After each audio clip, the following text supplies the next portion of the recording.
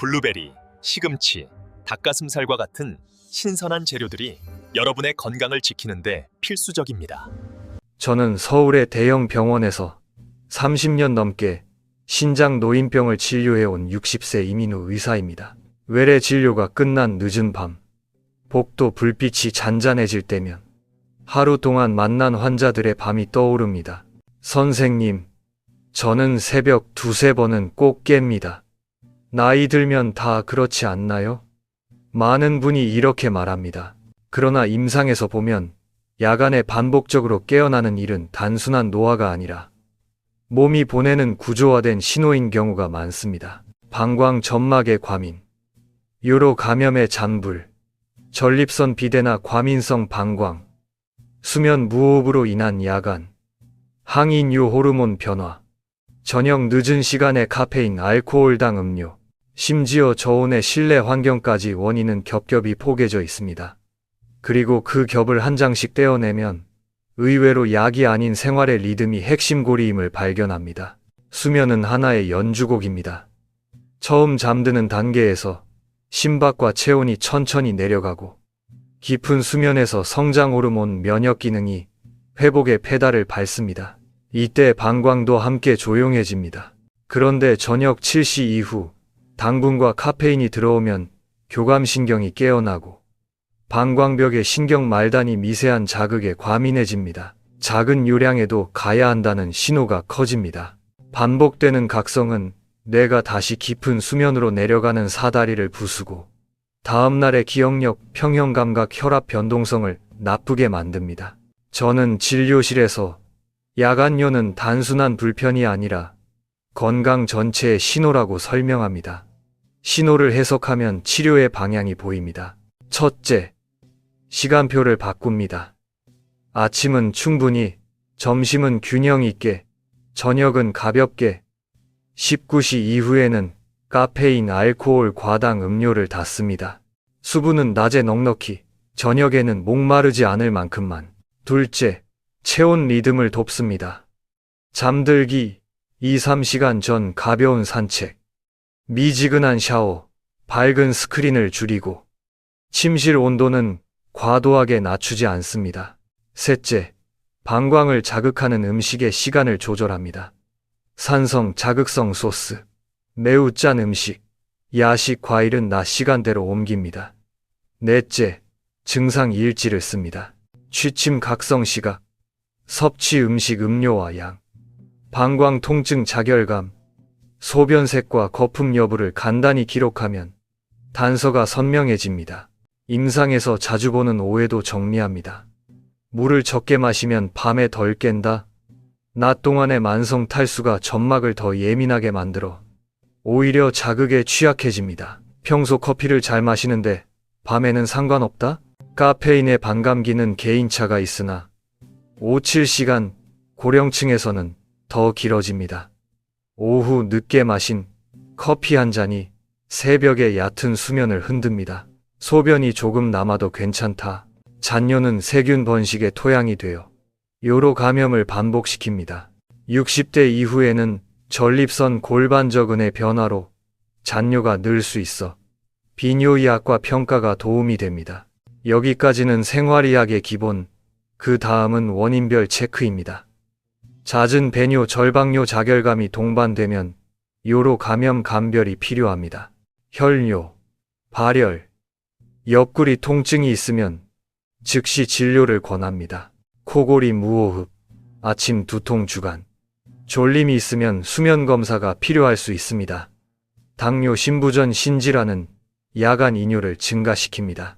이 모든 감별을 마친 뒤에도 증상이 남을 때 저는 리듬 영양 근육의 세 축을 제안합니다. 낮에 수분과 활동, 저녁에는 안정과 이완, 그리고 장기간 유지 가능한 식사. 약은 다리를 놓아줄 뿐 결국 건너는 힘은 습관에서 나옵니다. 저는 환자들에게 작은 실험을 권합니다. 14일 밤 되돌리기. 첫째 주는 관찰과 기록, 둘째 주는 개입과 조정. 1-3일차 저녁 식단 염분당 줄이기, 19시 이후 카페인 제로. 4-7일차 취침 3시간 전 스크린 다운, 30분 가벼운 걷기, 미지근한 샤워, 베개 높이를 조정하고 방광 자극 음식의 시간대를 오전으로 이동합니다. 둘째 주에는 저녁 칼로리를 낮추고 수면 1시간 전 따뜻한 수분 소량 플러스 호흡 이완을 추가합니다. 대부분 이 시점에서 각성 횟수가 줄고 깨더라도 다시 잠드는 속도가 빨라집니다. 이 과정에서 제가 가장 강조하는 것은 두려움을 줄이고 신호를 배우는 태도입니다. 한번 깬 밤을 망했다고 단정하면 교감신경이 치솟아 다시 잠들기 어렵습니다. 대신 조용히 일어나 3, 5분 호흡을 정리하고 필요하면 화장실을 다녀온 뒤 침대로 돌아가 몸의 감각을 발끝부터 머리까지 천천히 스캔합니다. 이는 명상이 아니라 생리의 브레이크를 밟는 기술입니다. 방광을 나무라지 마십시오. 밤은 싸움이 아니라 협상입니다. 신체의 메시지는 언제나 구체적이고 우리가 그 언어를 배울 때 치료는 이미 절반이 끝난 것입니다. 마지막으로 경고 신호를 잊지 말아야 합니다. 소변에 피가 섞이거나 심한 통증 발열, 원인 모를 체중 감소, 양측 다리 부종과 호흡곤란이 있다면 즉시 진료가 필요합니다. 또 이 글에서 제시하는 생활 전략은 기본 골격일 뿐 개인마다 조정이 필수입니다. 약물 이뇨제, 항생제, 수면제 등을 복용 중이면 복용 시간과 저녁 루틴의 상호작용을 담당이와 상의해야 합니다. 우리가 목표하는 것은 완벽한 무각성이 아니라 다음날 삶을 지탱해주는 깊이와 연속성입니다. 제가 수백 명의 밤을 동행하며 배운 한 문장으로 마칩니다. 몸은 이유를 가지고 말합니다. 그 이유를 존중하는 순간 밤은 다시 길을 찾습니다. 덧붙여 나이 들수록 수분 타이밍의 역전 현상을 자주 봅니다. 낮에는 바쁘다는 이유로 거의 마시지 않다가 저녁 식사나 TV를 보며 한꺼번에 섭취합니다. 그러면 혈장량이 일시적으로 늘어 신장은 더 많은 소변을 만들고 중력의 영향으로 다리에 고였던 수분이 눕는 순간 회귀정맥을 타고 상체로 올라와 심장으로 몰립니다. 이른바 야간 이뇨가 강화되는 이유입니다. 해결책은 단순합니다. 오전 기상 후 300ml, 오전 중 300ml, 점심 직후 300ml, 오후 이른 시간 300ml, 이 4번의 규칙을 만들고 18시 이후에는 한 컵을 넘기지 않는 것입니다. 특별한 지시가 없는 한 성인은 하루 1.5리터 범위에서 자신에게 맞는 양을 찾되 만성 신부전 환자는 반드시 의료진과 상의해야 합니다. 두 번째는 근육입니다. 방광은 근육기관이고 그 출입문을 여닫는 것은 골반저근입니다. 기침 웃음 계단을 오를 때 소변이 새는 복압성 요실금, 갑자기 급해 통제하지 못하는 절박성 요실금 모두 골반저근의 협응이 핵심입니다. 케겔 운동은 생각보다 섬세합니다. 항문과 요도 사이를 들어 올리되 배엉덩이 허벅지 큰 근육이 개입하지 않도록 3초 수축, 3초 이완을 10회, 하루 3세트로 시작합니다. 누워서 앉아 서서의 순서로 난이도를 올리고 호흡을 멈추지 않습니다. 과사용은 오히려 긴장을 유발할 수 있으므로 통증이 나타나면 강도를 낮추고 물리치료사와 상의하는 것이 좋습니다. 셋째, 환경입니다. 침실은 차가운 냉장고가 아니라 따뜻한 동굴이어야 합니다. 너무 낮은 온도와 건조한 공기는 몸을 경직시키고 소변 신호에 민감해지게 만듭니다. 20, 23도, 상대 습도 40, 60%를 권합니다. 푸른 파장의 빛은 멜라토닌 분비를 억제하므로 취침 2시간 전부터는 조도를 낮추고 스크린의 야간 모드를 활용합니다.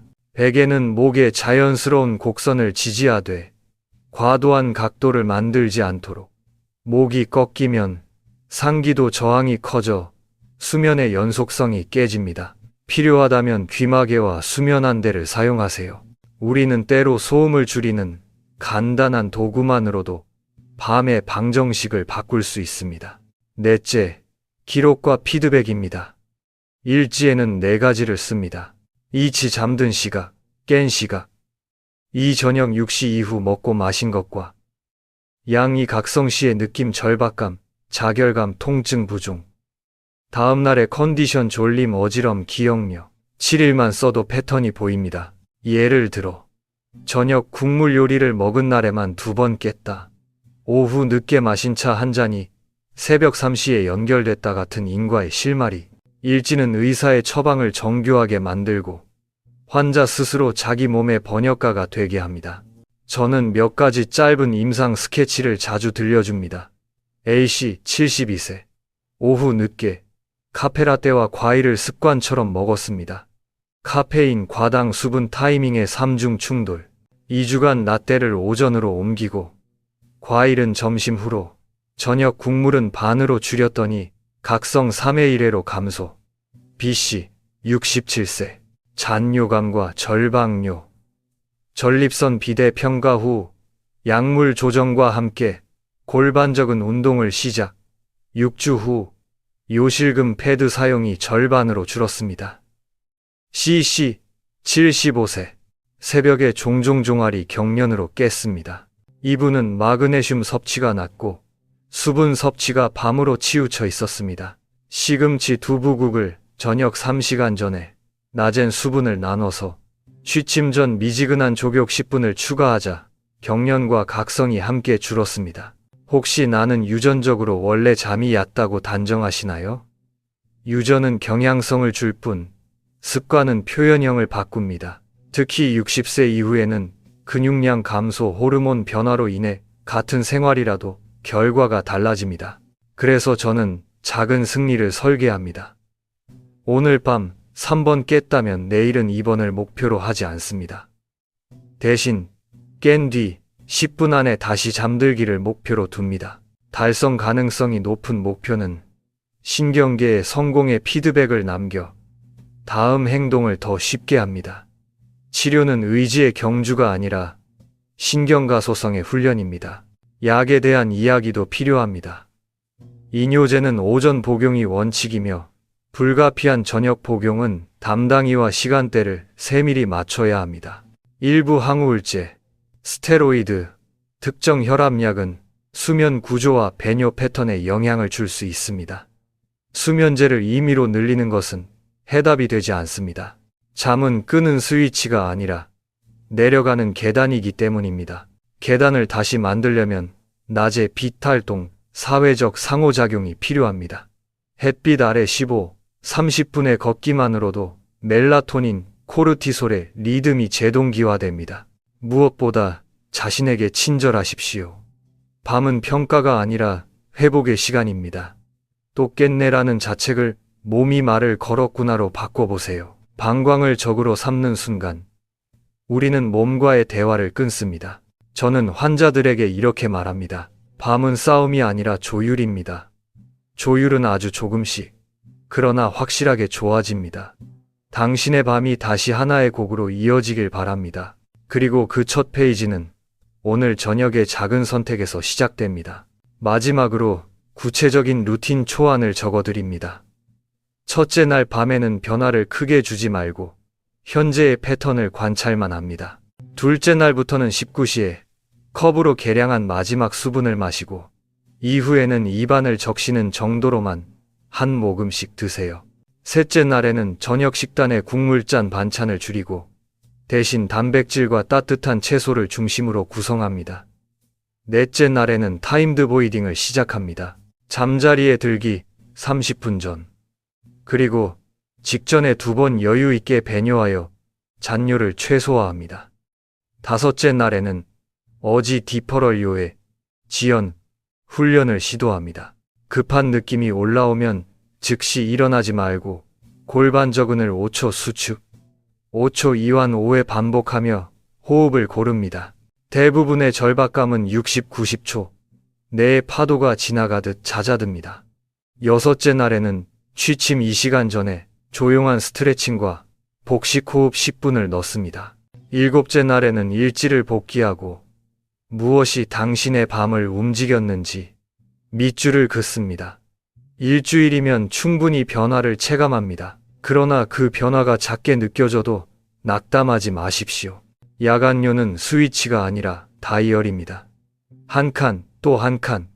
어느 순간 당신은 깨닫게 됩니다. 나는 여전히 깼지만 다시 잠드는 법을 배웠다. 이것이 회복의 출발점입니다. 그리고 필요할 때는 전문가의 도움을 받으세요. 비뇨의학과 수면의학, 영양-운동치료는 서로의 빈틈을 메우는 팀입니다. 당신의 몸은 이유를 가지고 말합니다. 그 이유를 존중하는 태도. 그것이 긴 밤을 건너는 가장 과학적이고도 따뜻한 방법입니다. 오늘 밤, 작은 선택 하나, 저녁에 한 모금, 한 걸음의 산책, 한 줄의 기록. 이 내일의 깊은 잠을 만들어 줄 것입니다. 저는 환자에게 무엇을 먹느냐보다 언제, 어떻게 먹느냐가 더 중요합니다. 라고 자주 말합니다. 음식은 단순한 영양이 아니라 리듬입니다. 신장은 24시간 내내 여과하지만 방광은 타이밍의 장기입니다. 음식의 시간표가 틀리면 좋은 음식도 자극이 됩니다.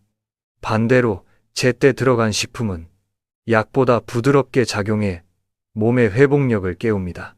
먼저 블루베리입니다. 작은 열매 속의 안토시아닌은 항산화 물질로 세균이 방광 점막에 달라붙지 못하도록 막아줍니다.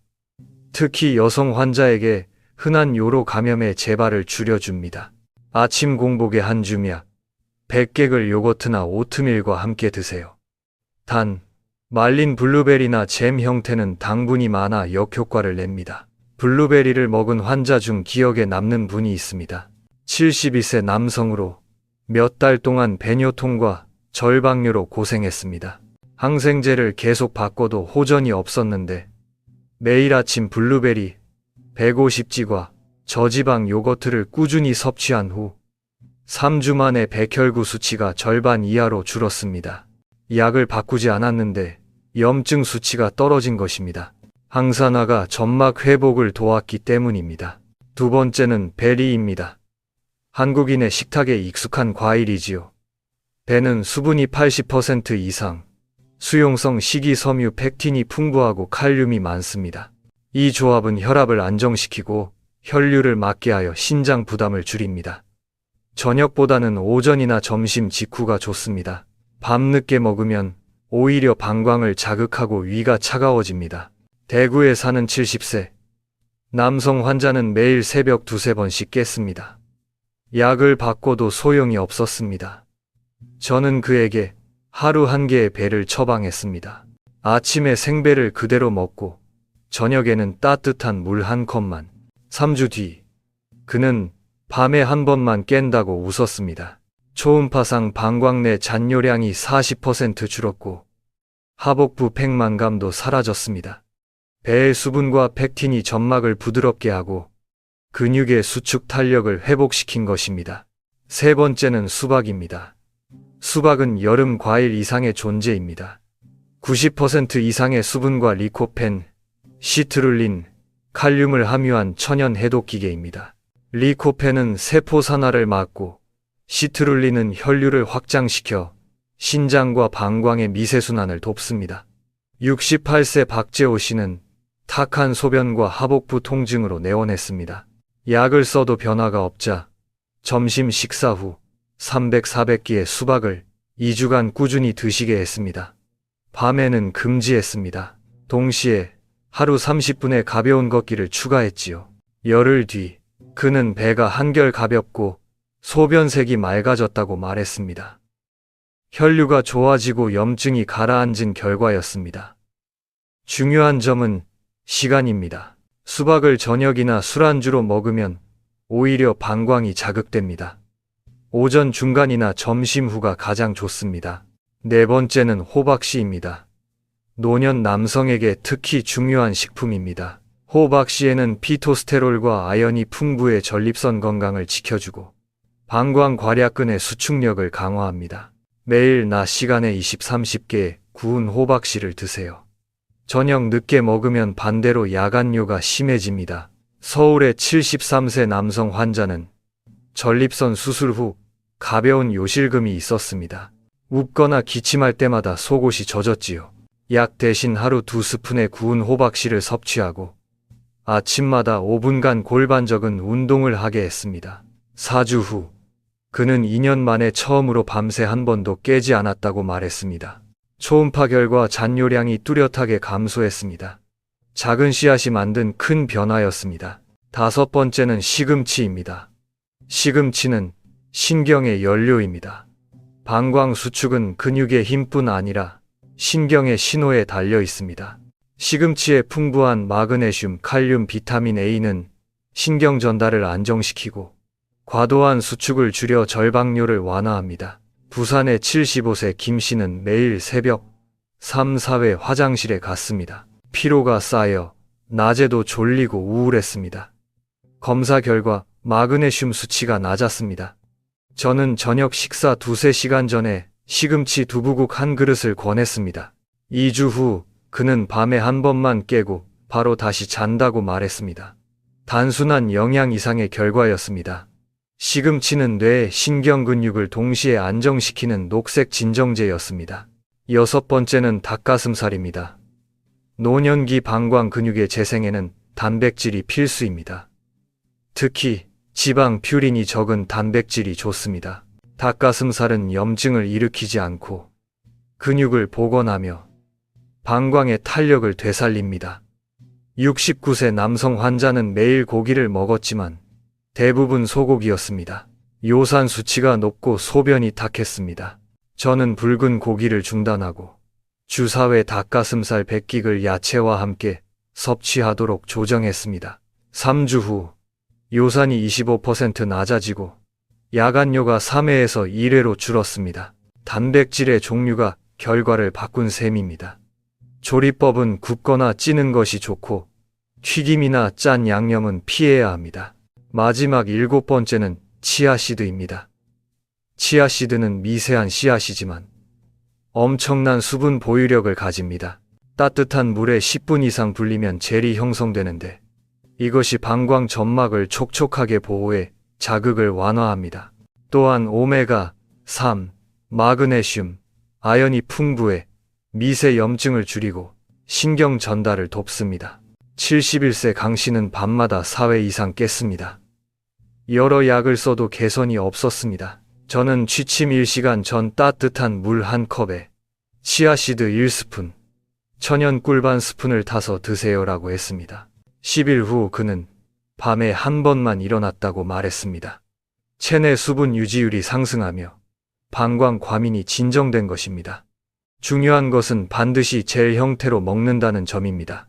마르거나 충분히 불리지 않은 치아씨드는 오히려 가스를 유발합니다. 이 7가지 음식의 공통점은 자연성, 타이밍, 지속성입니다. 모두 약이 아닌 식재료이지만 복용 시간과 조합이 정확해야 합니다. 예를 들어 아침에는 블루베리배, 점심 후 수박, 오후에는 닭가슴살 야채, 낮에는 호박씨, 저녁 3시간 전 시금치 두부국, 잠들기 전 치아씨드, 음료 이런 시간표를 유지하면 방광의 자극 주기가 완화되고 신장과 신경의 리듬이 조화됩니다. 음식은 하루의 리듬을 훈련시키는 가장 쉽고 안전한 도구입니다. 꾸준히 2주만 실천해도 변화가 시작됩니다. 어떤 환자는 물소리만 들어도 소변이 마렵던 절박감이 줄었다고 말합니다. 또 다른 환자는 새벽에도 평온하게 잤다고 말했습니다. 약이 아닌 음식과 시간의 힘입니다.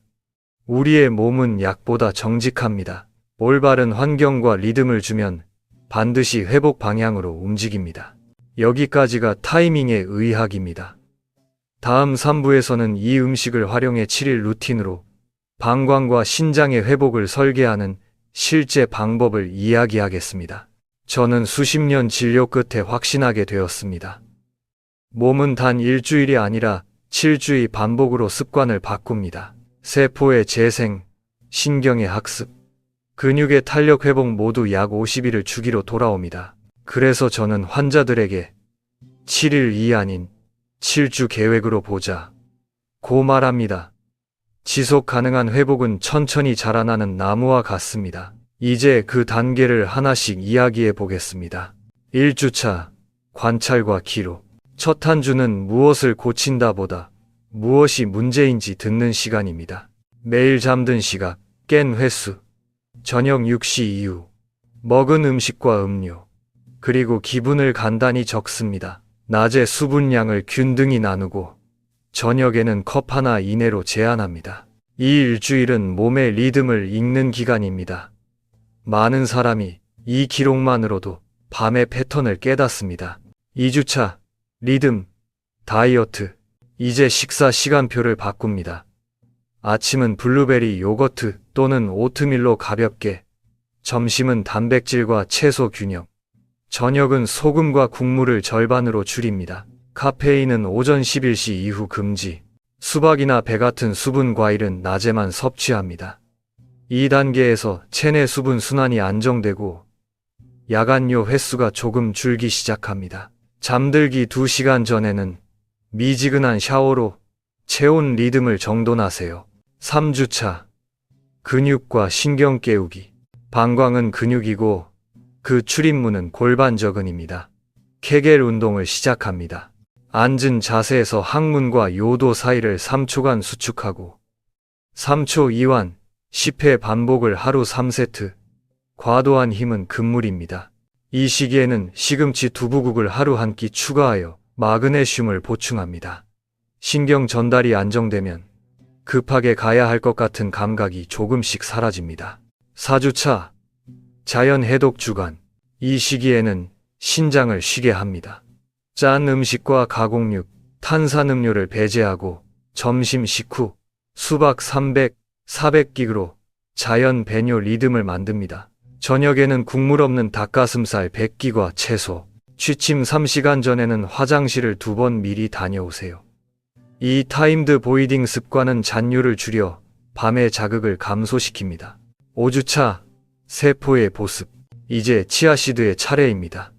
따뜻한 물 200ml에 치아시드 1스푼을 10분 이상 불려 젤 형태로 만든 뒤 자기 1시간 전에 꿀 반 스푼을 섞어 마십니다. 방광 점막이 건조해지지 않도록 도와주고 미세 염증을 완화합니다. 이 시기에 야간요 횟수가 눈에 띄게 감소합니다. 낮에는 호박씨 한 줌을 잊지 마세요. 아연과 피토스테롤이 방광 근육의 수축 탄력을 회복시킵니다. 6주차 통합훈련. 지금까지 익힌 습관을 조합합니다.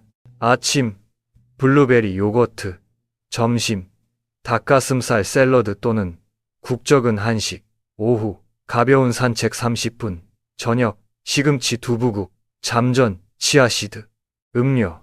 하루의 수분 시간표를 지키며 케겔 운동을 유지하세요. 이 단계는 습관이 자리를 잡는 시점입니다. 몸이 스스로 반응을 학습하고 깊은 잠이 늘어납니다. 7주차 안정과 점검. 마지막 주는 검토 기간입니다.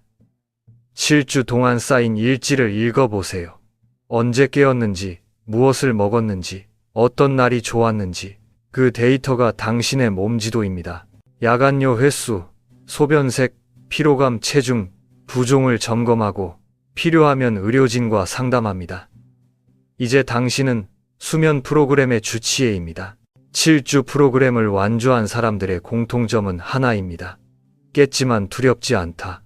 이는 단순한 수면 문제의 해결을 넘어 몸과 의식이 다시 연결된 상태를 의미합니다.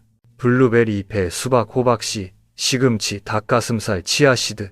모두 평범한 음식이지만 시간 순서 반복이 치료가 되었습니다. 약이 아니라 삶의 리듬이 몸을 고친 것입니다. 마지막으로 제가 항상 하는 말로 끝맺겠습니다. 몸은 느리지만 잊지 않습니다. 매일의 작은 선택이 쌓여 당신의 밤을 바꿉니다. 이 7주간의 삶의 지혜는 단지 방광 회복 프로그램이 아닙니다. 그것은 노후 건강을 지키는 가장 자연스러운 길이며 평온한 밤으로 가는 여정입니다. 오늘 저녁부터 한 걸음씩 시작해 보세요. 당신의 몸은 반드시 응답할 것입니다.